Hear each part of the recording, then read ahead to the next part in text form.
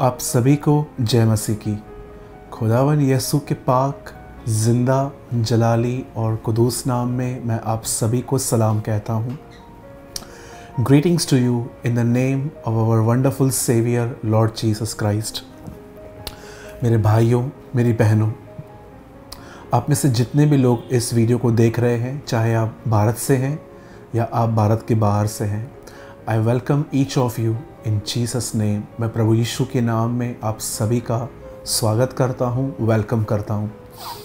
आज ये basic teaching का 10वां वीडियो है जिसका नाम है ग्रेस, अनुग्रह क्या है। इससे पहले हमने 9 वीडियोस बनाए हैं जिसमें दुआ कैसे करनी है, फास्टिंग कैसे करनी है, प्रेयर कैसे करनी है, प्रभु भोज क्या है, बैप्टिज़म क्या है, राइट चर्च क्या है और कुछ और भी मुद्दों पे हमने बात की है, फेथ के ऊपर बात की है। और आज हम 10वां वीडियो हम बना रहे हैं जिसका नाम है ग्रेस, अनुग्रह क्या है। और मैं विश्वास करता हूँ कि आप इन बेसिक टीचिंग्स के थ्रू बहुत कुछ सीख रहे हैं। आज भी मैं उन्हीं बातों का जिक्र करूँगा जिसको बाइबल एक फाउंडेशनल ट्रुथ कहती है, एक सच्ची नींव। और मैं बिलीव करता हूँ कि ये टीचिंग्स आपको हेल्प कर रही हैं मसीह जीवन की बुनियाद जानने के लिए कि वो कौन सी बुनियाद है जिस पे हम अपनी इमारत को, हम अपने सुपर स्ट्रक्चर को स्टैंड खड़ा कर सकते हैं। और आगे बढ़ने से पहले मैं आपके साथ 2 अनाउंसमेंट्स करना चाहता हूँ। आप जानते हैं कि हम एवरी थर्सडे हमारे मेन चैनल यूट्यूब पे, जो हमारा चैनल है जीसस इज़ लाइफ, हम वहाँ पर वीडियो अपलोड करते हैं। लेकिन ये थर्सडे हम कोई भी वीडियो अपलोड नहीं करेंगे। उसका रीज़न ये है कि इस हफ्ते हम उस वीडियो को पब्लिश करने जा रहे हैं जिसके ऊपर हम कई मंथ से काम कर रहे थे। और इस वीडियो का नाम है प्रभु के उठाए जाने और प्रभु के दोबारा आने के बीच का अंतर, the differences between second coming and rapture. और हम चाहते हैं कि इस बार सभी लोग इस वीडियो को देखें। मैं हमेशा कहता हूँ, मैं फिर से कहता हूँ, मैं किसी भी सेवकाई को ऊपर या नीचे नहीं कर रहा। प्रभु मेरा गवाह है, हम सबका आदर करते हैं। लेकिन ये मेरा एक पर्सनल व्यू है। उस वीडियो को देखने के बाद मुझे ऐसा लगा कि लास्ट कई सालों से किसी ने भी रैप्चर और प्रभु के दोबारा आने पर इतनी क्रिस्टल क्लियर टीचिंग नहीं दी होगी। आप ज़रूर उस चैनल पे जाएं, the spirit and the bride says come, उसकी लिंक हमने नीचे दे रखी है। और दूसरी चीज़ जो मैं आपको कहना चाहता हूँ वो ये है कि हम आने वाले वीक में जीसस इज़ लाइफ टेस्टिमनीज नामक एक चैनल की शुरुआत कर रहे हैं और उसका भी लिंक हमने नीचे दिया है। इसी हफ्ते में हम एक बहन की टेस्टिमनी वहाँ पर अपलोड करेंगे। आप चाहें तो आप उस चैनल को भी सब्सक्राइब कर सकते हैं, हमने नीचे उसकी भी लिंक दी है। और एक और न्यूज़ है कि आने वाले 19 और 20 को मैं चंडीगढ़ आ रहा हूँ। टोटल 4 सेशंस हैं और अगर आप आना चाहते हैं तो नीचे पूरा एड्रेस है और इस वीडियो के लास्ट में भी हम एड्रेस डाल देंगे। और इस मीटिंग में आने से पहले आपको रजिस्ट्रेशन करवानी पड़ेगी, आपको मैसेज करना पड़ेगा, नंबर पे व्हाट्सएप करना पड़ेगा, क्योंकि सोशल डिस्टेंसिंग को देखकर ही हमने वहाँ पर बैचेस को बांटा है। कोई फ़ी नहीं है, आपके आने का कोई भी पैसा नहीं लिया जाएगा, लेकिन हमें जानकारी होनी चाहिए कि कितने लोग आएंगे ताकि हम मैनेज कर सकें।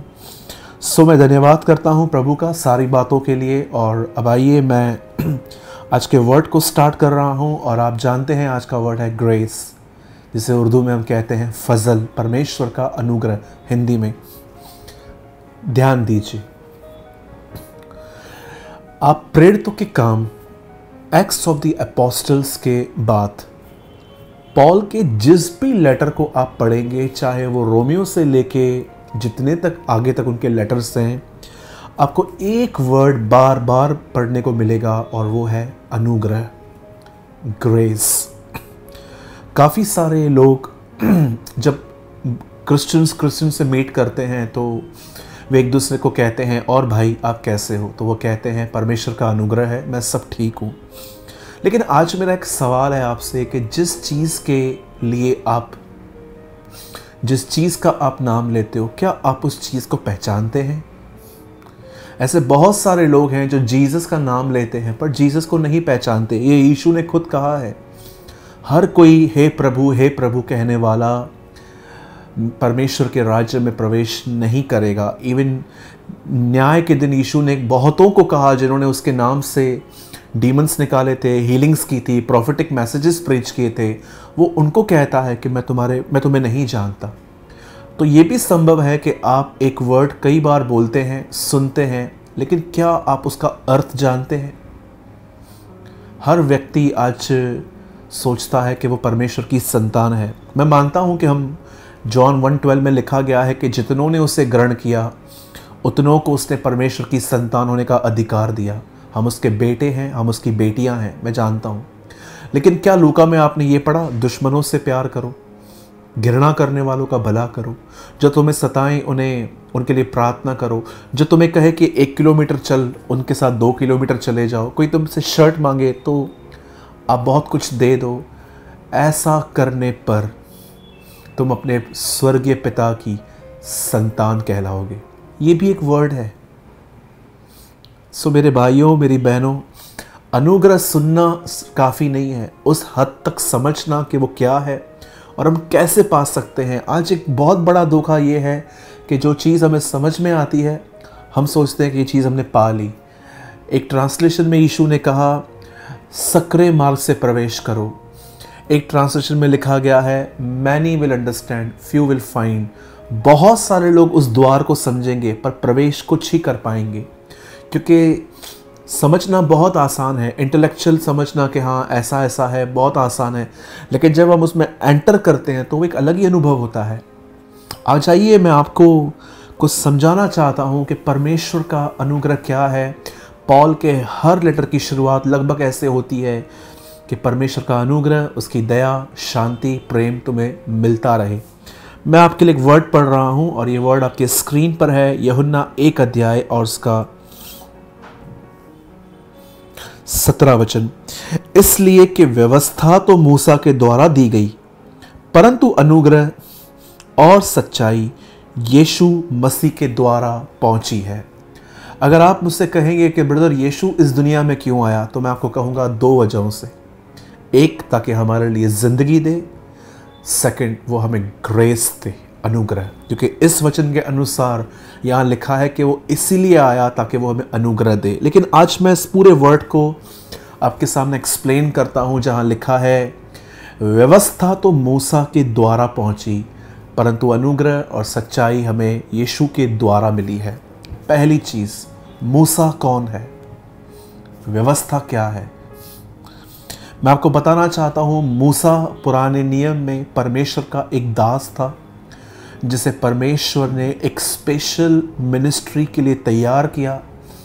वो हमारी तरह शायद बाइबल कॉलेज नहीं गया हो, मैं भी कभी बाइबल कॉलेज नहीं गया हूँ, वो भी बाइबल कॉलेज में कभी नहीं गया था, लेकिन उसकी ट्रेनिंग हुई थी जंगल में।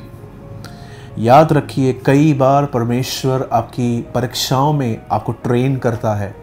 मैं बाइबल कॉलेज जाने के ख़िलाफ़ नहीं हूँ, जो जाना चाहता है वो जा सकता है, लेकिन मैं ये बिलीव करता हूँ कि आप अपने जीवन के बहुत सारे लेसन्स टफ टाइम में सीखते हैं। एक दिन जब मूसा के द्वारा एक गलती हो गई, एक मर्डर हो गया उसके हाथ से, तब वो डर की वजह से उस देश से कहीं और भाग गया। उसने अलग देश ज्वाइन किया, शादी की, और उसके बाद वो ये बात कभी समझ नहीं पाया कि परमेश्वर उसे नम्र कर रहा है ताकि एक दिन वो उपयोग किया जाए। और एक दिन परमेश्वर ने उसे कहा, मेरे लोगों के पास जा, उन्हें निकाल के ला उन्हें। और जब वो वहाँ पर गया, उसने फ़िरौन राजा से कहा कि इज़राइल के लोगों को जाने दे। आपने ये पूरी स्टोरी पढ़ी होगी कि कैसे वहाँ पर 10 विपत्तियाँ आई फ़िरौन को तोड़ने के लिए। मेंढक पानी छोड़ के दरबार में गए, बहुत सारी बातें वहाँ पर हुई, और अंत में उस राजा ने परेशान, डिस्टर्ब, इरिटेट होके सारे इज़राइल को जाने दिया। और वो लोग जब मिस्र से निकलकर एक पहाड़ पर पहुँचे, वहाँ पर परमेश्वर ने मूसा को ऊपर बुलाया और परमेश्वर ने 2 टैबलेट्स पर, 2 पत्थरों की पट्टियों पर 10 आज्ञाएं उसे दी। 6 अलग, 4 अलग। 4 जो थी वो खुदा से जुड़ी हुई थी, 6 जो थी वो इंसान से कंसर्न रखती थी। 4 में जैसे कि लिखा है कि परमेश्वर के नाम को व्यर्थ न लेना, उसकी मूर्ति मत बनाना। और 6 वहाँ पर लिखा है अपने पड़ोसी को 6 में लिखा है व्यभिचार न करना। 4 पाप ऐसे हैं जो हम खुदा के खिलाफ कर सकते हैं, 6 पाप ऐसे हैं जो हम इंसान के पाप के अनुसार इंसान के प्रति कर सकते हैं। इन दोनों पट्टियों के मैं 2 नाम बताना चाहता हूँ यहाँ पर। एक है अपने परमेश्वर से प्रेम करना, दूसरा अपने पड़ोसी को अपने समान प्रेम करना। और जब मूसा इन 10 आज्ञाओं को लेकर नीचे आया और उसने वो पट्टियाँ, आपको पता है, उसे ब्रेक कर दी गुस्से में, क्योंकि इज़राइल के लोग कुछ गलत कर रहे थे। फिर दोबारा परमेश्वर ने उसे वो पट्टियाँ बना के दी। और आप सभी जानते हैं इन 10 आज्ञाओं को कुछ लोग व्यवस्था कहते हैं।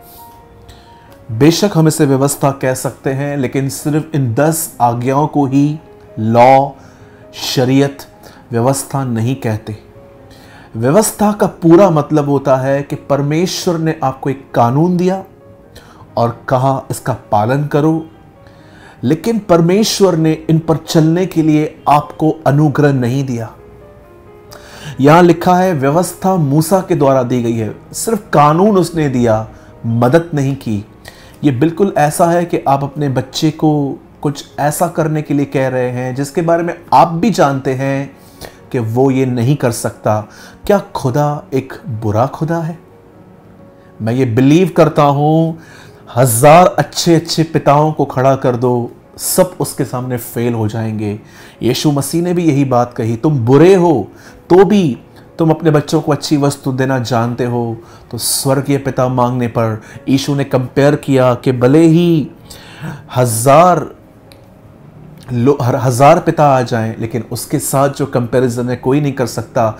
एक अच्छा पिता, उसने क्यों उन्हें वो कमांड्स दी जिन पे वो चल भी नहीं सकते।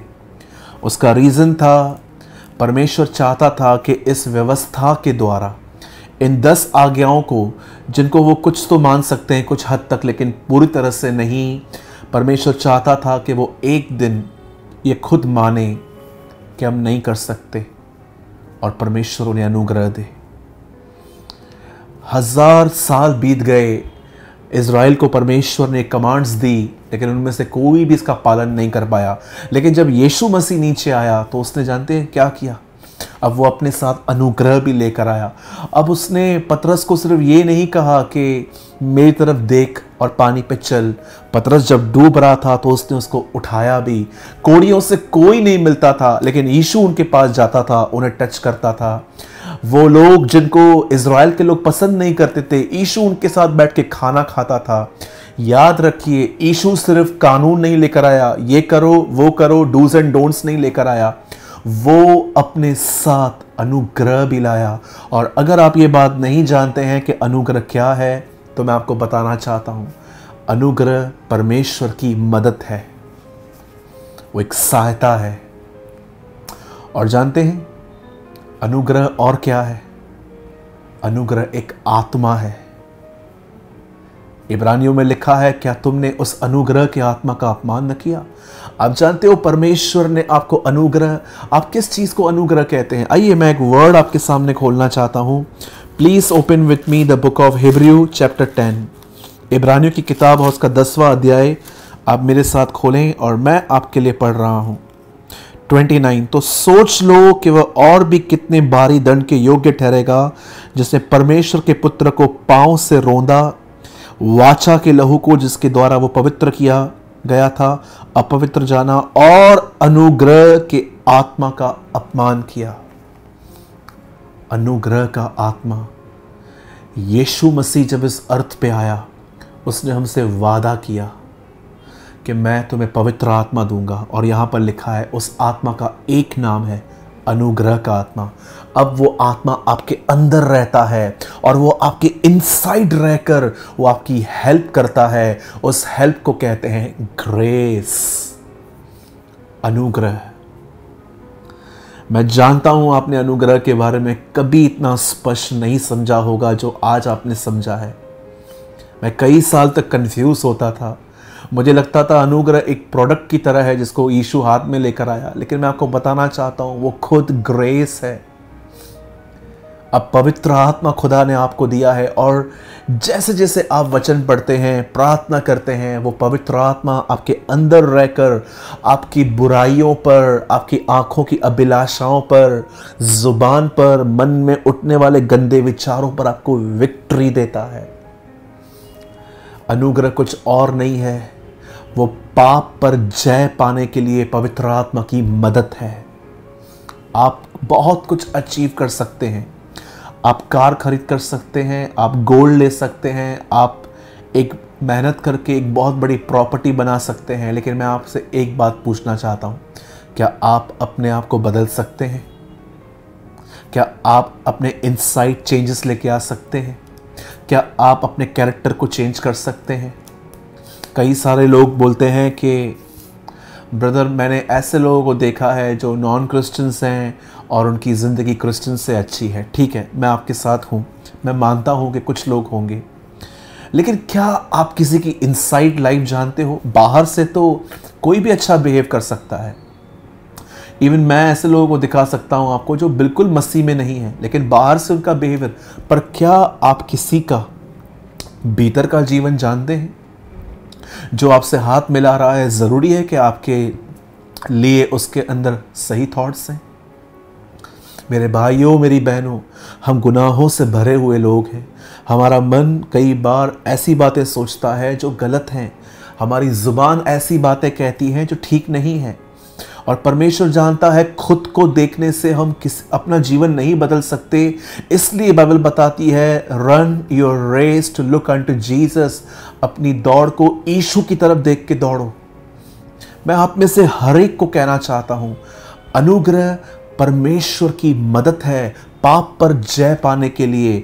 वो बुराइयां जो हम लोग बचपन से करते आए हैं, जिन्हें हम छोड़ नहीं पाते हैं, परमेश्वर ने हमें अंदर पवित्र आत्मा दिया है और वो पवित्र आत्मा हमारी मदद करता है। उस मदद को अनुग्रह कहते हैं। इसीलिए हम कई बार खुदा से कहते हैं, खुदा मुझे अनुग्रह दे। इट मीन्स मेरी मदद कर। नो डाउट खुदा हमें ब्लेस करता है, वो हमें अच्छी जॉब देता है। जिन्हें औलाद नहीं है, खुदावन उन्हें बच्चे देता है। वो आपको अच्छी जॉब देता है, वो आपको अच्छा बिजनेस देता है। लेकिन ये ब्लेसिंग है, ये आशीषें हैं, अनुग्रह नहीं है। अनुग्रह एक ही वजह से मिला है, ताकि आप अपनी भीतरी जिंदगी आप अच्छे से जानते हो आप अंदर से कौन हो। आप बाहर से कितनी भी एक्टिंग कर लो, आप लोगों के सामने कितना भी हीरो बनो, आप सबके सामने भले कितना भी प्योर रहने की कोशिश करो, लेकिन आप जानते हैं आप अकेले में क्या है। आपने किस तरह के विचार लोगों के लिए रखे हैं, आप जानते हो और आपका परमेश्वर जानता है। मेरे भाइयों, मेरी बहनों, मैं आप में से हर एक को कहना चाहता हूँ, पवित्र आत्मा आपके अंदर है और जब वो आपको हेल्प करना स्टार्ट करता है, इट मीन्स उसने आपको अनुग्रह देना स्टार्ट किया है। That is beautiful grace. और याद रखिए, जैसे कि आजकल बहुत सारे लोगों को लगता है कि प्रभु दयालु है, प्रभु अनुग्रहकारी है, चलो एक बार और कर लेते हैं, चलो ये आखिरी बार पाप कर लेते हैं। मैं आपको बताना चाहता हूँ, यहूदा में ऐसे लोगों के लिए वार्निंग है जहाँ लिखा है, परमेश्वर के अनुग्रह को लुचपन में मत बदलो। इंग्लिश में लिखा है, don't turn God's grace into the licence of sin. याद रखिए, परमेश्वर का अनुग्रह आपके ऊपर आया है तो वो इसलिए आया है ताकि और आप यीशु की तरह बन सको, न कि इन ख्यालों में चलो कि इट्स ओके, हमारा परमेश्वर दयालु है। आज बहुत ही इम्बैलेंस प्रीचिंग हो रही है बहुत सारे जगहों पे। कुछ लोग सिर्फ ये कहते हैं कि प्रभु प्रेम है, प्रेम है, प्रेम है। मैं भी मानता हूँ। कुछ लोग कहते हैं प्रभु सिर्फ न्याय करता है, न्याय करता है, न्याय करता है। मैं भी मानता हूँ, लेकिन याद रखिए, हमें इन दोनों चीज़ों की ज़रूरत है। एक स्त्री यीशु मसीह के सामने लाई गई और वो व्यभिचार में पकड़ी गई थी। फरीसियों ने कहा, लोगों ने वहाँ पर कहा इसने पाप किया है। प्रभु ने कहा है, तुम में से जिस किसी ने पाप नहीं किया है वो उसे पहले मारे। सब चले गए। तब यीशु ने जानते उसे क्या कहा, मैं भी तुझ पे दंड की आज्ञा नहीं देता, जा फिर पाप मत कर। उसने प्रेम भी किया, उसने उन्हें समझाया भी कि पाप मत करो, ये ठीक नहीं है। व्यवस्था जो थी वो एक मूसा के द्वारा दी गई, सिर्फ कानून दिया गया, मदद नहीं मिली। लेकिन नए नियम में परमेश्वर ने हमें आज्ञाएं नहीं दी हैं, उस पे चलने के लिए उसने हमें पवित्र आत्मा भी दिया है। और जो वो पवित्र आत्मा जब हमारी हेल्प करना स्टार्ट करता है, उस हेल्प को कहते हैं ग्रेस। अब पौल की पत्री इस तरह पढ़िए, परमेश्वर की मदद तुम्हें मिलती रहे, पवित्र आत्मा तुम्हारी सहायता करता रहे।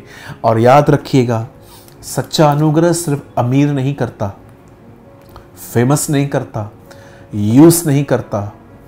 सच्चा अनुग्रह एक व्यक्ति को यीशु की तरह बनाता है। सच्चा अनुग्रह उस डिवाइन नेचर में आपको ले जाता है।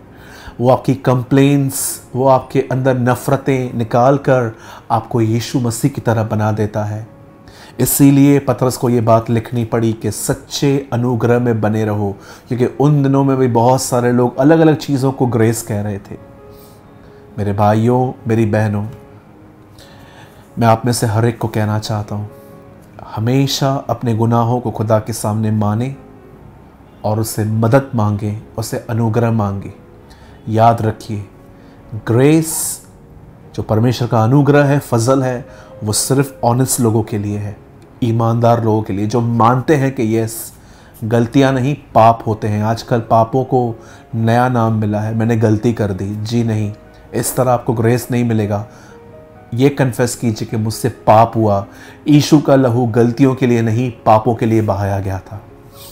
मैं विश्वास करता हूँ कि आपने ज़रूर आज कुछ लर्न किया होगा। और आइए मैं आपके लिए दुआ करना चाहता हूँ और लास्ट तक बने रहिए। मैं छोटी सी अनाउंसमेंट आपके साथ करना चाहता हूँ।